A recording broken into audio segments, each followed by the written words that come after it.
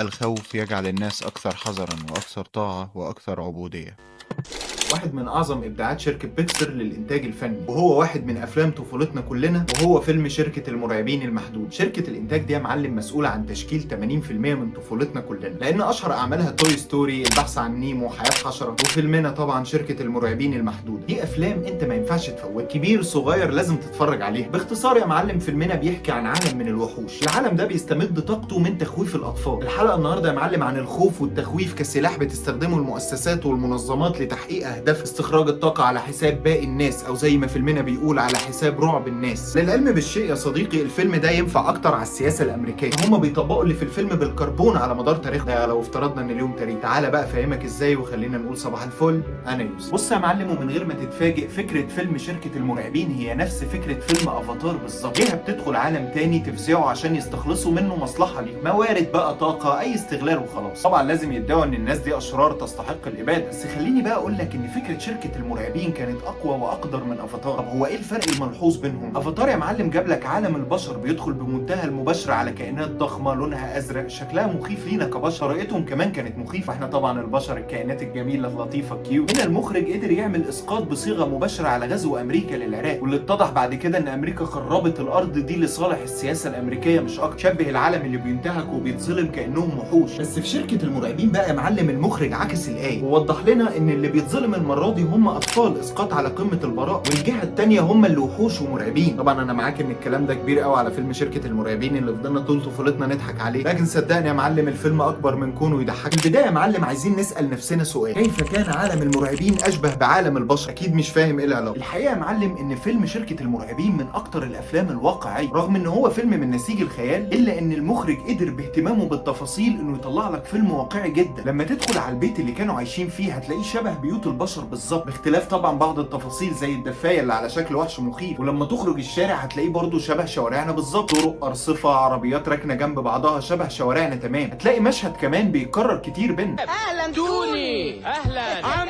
توني الخضر. زي ما تكون ماشي انت وصاحبك كده وتلاقوا بتاع الخضار اللي جنبهم هم كمان برضه سلموا عليه: اهو ازيك يا عم توني، ازيك يا راجل يا طيب. الوحوش بيتفرجوا على التلفزيون وبيتكلموا في التليفون، وعندهم اداريين في الشركه. الوحوش عندهم لوجو للشركه، وعندهم نوت بوك عليها لوجو الشركه، وعمال نظافه وطباخين في المطاعم، عندهم كاميرات ومصورين، وعندهم برامج ومذيع وضيف، وعندهم تقارير مصوره في الشارع، واخيرا يا معلم عندهم كذب زي عندنا بالظبط. في طفلة طارت من فوقي ودمرت عربية بأشعة من عينيها. التقرير ده كان عظيم في الواقعيه، لان انت هتشوف اب معاه ابنه وبيقول له اعمل باي باي للكاميرا يا حبيبي، روز بتقرا جريده صفراء فيها اخبار غريبه تشدك زي عندنا بالظبط، مولود غريب ب5 رؤوس زي عندنا كده، ما بتقرا على فيسبوك ان واحده اتحولت لسحليه عشان دست على القران. مع اني مش فاهم اصلا ايه الغريب في عالم المرعبين ان في مخلوق غريب ب5 رؤوس، امال المدوحس ده كان ايه؟ فاهلا بيك يا صديقي في عالم المرعبين اللي التفاصيل فيه معموله بالشكل ده عشان تحس بس ان العالم ده مش بعيد عنك، العالم ده مش خيال، العالم ده انت تقدر تهضمه بسهوله. وعليه الاوبننج بتاع الفيلم، وهي اننا بنبدا الفيلم بمشهد رعب، موسيقى مخيفه مع ضلمه وعيون مخيفه وصوت صراخ طفل من الخضه، ولكن بعد ثواني بنكتشف ان المشهد ده كله تمثيل ومش حقيقي، وانه مجرد تمرين عملي مش اكتر، وفي موظفه بتشرف على تدريبك، وفي 3 مستنيين دورهم في التدريب، امر ممكن تشوفه كتير في الشركات في الواقع. هنا المخرج كان بيقول لنا ان الوحش ده مش زي ما انت فاكر، هو وحش بس شبهنا او احنا شبهه. من الاخر كده يا معلم، انت صعب تفرق عالم المرعبين عن عالمنا كبشر. الحكايه من الاول يا معلم ان كان في عالم من الوحوش، الطاقه اللي بيعيشوا بيها وبيشغلوا بيها معداتهم الكهربائيه كانت منبعها مشاعر الاطفال في عالم البشر. يعني سواء انت خليت الاطفال تصرخ، تضحك، تخاف، تنبسط، المشاعر دي كلها بتتحول لطاقه بتكون مفيده لعالم الوحوش. وبكده يا معلم هم عندهم القدره على حاجتين: ان هم يبسطونا او يخوفونا، وفي الحالتين في طاقه هتخرج مننا هنبني بيها الدوله. ولكن عالم المرعبين كان دايما بيلجأوا للتخويف. طب هو ايه الفرق بين انك تخوف شعب او ترضيه؟ انا كواحد دلوقتي احسن ليا اخوف ولا ارضي؟ بس حط في اعتبارك يا معلم ان الرضا هيديك ضعف اللي التخويف هيديهولك. ولكن الفكره يا معلم ان التخويف دايما بيكون اسهل، مش بياخد منك ثواني. انت مثلا لو اب عندك عيلين ولقيت الاتنين بيتخانقوا، ايه الاسهل؟ انك تراضي الاتنين وتسمع منهم وتناقشهم وتفهمهم لحد ما كل واحد يرضى، ولا انك تضرب الاتنين قلمين وتدخلهم اوضتهم لقيتهم معيطين، بتفكر في ايه؟ الحل التاني هو الاسهل، وما تعملش فيها بقى اسمك دادي مش بابا، انت هتبقى راجع من الشغل خلقك ضيق ومخنوق ومش هتشوف حد قدامك. وزي ما انت شايف في الفيلم جاب لك بساطه وسهوله انك تخوف حد. وخليني اقول لك ان التخويف ده امر طبيعي جدا، انك تدخل بيتك تلاقي حد بيصرخ في وشك، ما انت طبيعي هتخاف. ده حتى ان مارد وشوشني وهو احد المخوفتيه خاف من انبا، وبرضه رئيس الشركه حلمي ابو عنكبوت خاف من شلبي سلوفان. فهي مش كيمياء انك تستغل امر طبيعي فيا وهي اني اخاف، انت كده مش جامد. لكن انك ترضي حد او ترضي شعب ده امر مرهق جدا، ده اللي امر فعلا بياخد وقت طويل. وهنا المخرج كان بيوضح لنا النقطه دي. مارد حاول يضحك الطفل مره فما عرفش، فجرب المره الثانيه فما عرفش برضه، مارد جرب المره الثالثه، وهنا الطفل ضحك فعلا بس في المره الرابعه. فاذا يا معلم انت محتاج تجرب مره واثنين وثلاثه. الموضوع متعب جدا على عكس التخويف اللي كان من مره واحده. بس بص بقى على فرق النتائج بين الاثنين، طاقه الضحك كانت اكبر 5 اضعاف طاقه الصراخ. بس زي ما انا قلت لك يا معلم، اي نظام بيستسهل التخويف، وده لان التخويف مضمون، انما السعاده هي اللي مش مضمونه. انت هتخوفني مره هتأسرني بيها، هعيش واموت خايف. لكن الضحك والسعاده مربوطه بكونك تفضل تسعدني على طول. يعني التخويف ده معتمد عليك انت كمخوفاتي، انما السعاده معتمده عليا انا اللي لازم اكون راضي عشان اديك الطاقه بارادتي. انا كمخوفاتي ليه ابقى تحت رحمتك؟ ما خليك خايف على طول وبرضه هاخد الطاقه اللي انا عايزها. التخويف في الفيلم يا صديقي من ضروب الشر. رحت جيت انت انسان شراني وبتخوف اطفال، وهنا هنسال نفسنا سؤال مهم جدا. بما ان ده عالم واقعي والوحوش دول شبهنا جدا، اذا بيتم تخويف اطفال بريئه كده ليه؟ مع ان برضه الوحوش دول عندهم اطفال وبابا وماما وكده. طب ازاي بقى نظام ابو عنكبوت بيتغلب على الجزئيه دي؟ ازاي بيقدر يقنع منظومته تتقبل تخويف ناس ابرياء؟ ببساطه خالص مفيش نظام بيظهر ان هو شيطان، لازم يحل نفسه قدام شعبه ويكون لسانه حلو ويقنعك ان العنف ده عشان مصلحتك اولا، العنف ده عشان احميكم انتوا، وبالتالي لازم يكون في مبرر لتخويف الاطفال وتخويف اي شعب. وبالتالي لجأ هذا النظام للكذب والخداع وصور لهم ان الاطفال دي مؤذيين جدا، خطر على امن المدينه، وانت لازم تكون مقتنع بده كويس. الوحوش عندهم تلفزيون زي عندنا بالظبط، نفس الكذب والعهر الاعلامي، سواء برنامج التوك شو اللي بيتقدم واللي همه الوحيد انه يحسسك انك دايما في خطر. بصفتي خبير أؤكد أننا كلنا لازم دلوقتي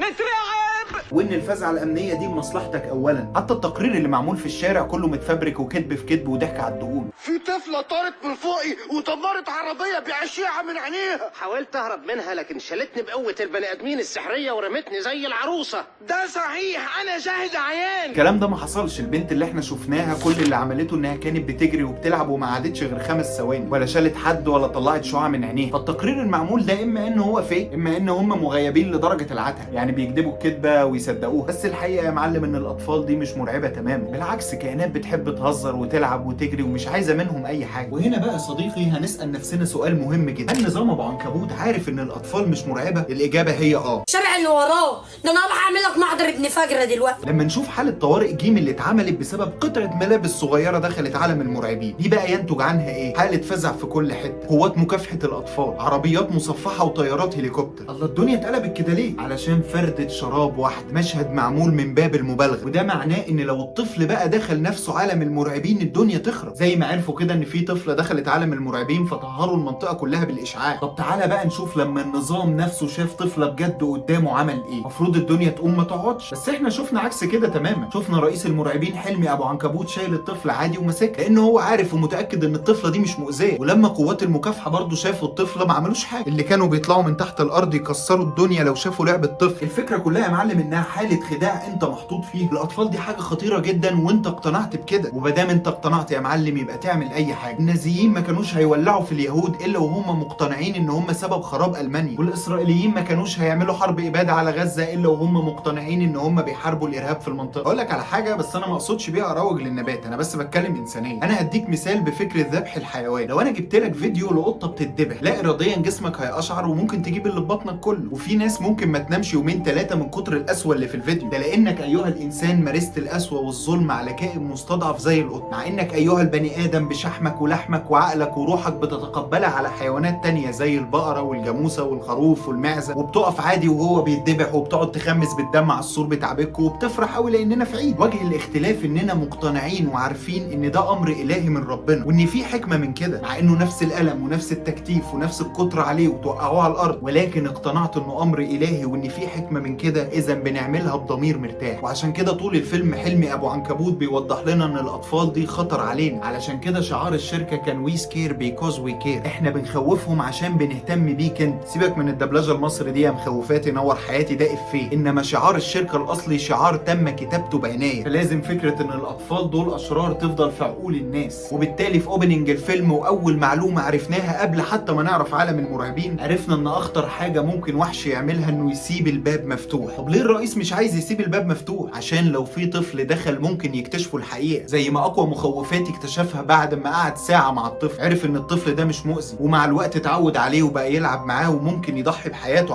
علشان كده اكبر غلطه ممكن يعملها المرعبين ان هم يسيبوا باب الحقيقه مفتوح. الخوف يا معلم هو امر طبيعي جدا في بني البشر، كلنا بلا استثناء بنخاف، مفيش انسان ما بيخاف. بس الفكره بقى ان مش كلنا بنخاف من نفس الحاجه. انا مثلا ممكن اخاف من العفاريت، غيري بيخاف من الفقر، غيرنا بيخاف على اكل عيشه، في ناس بقى تانية تخاف ما تختشيش. وبالتالي يا معلم نظام ابو عنكبوت دخل لكل واحد من سكته. ده لما كان بيختار لكل طفل المخوفات اللي يناسبه، ودي اتقالت بشكل صريح في الجزء ده. شعارنا المخوفات المناسب للطفل المناسب.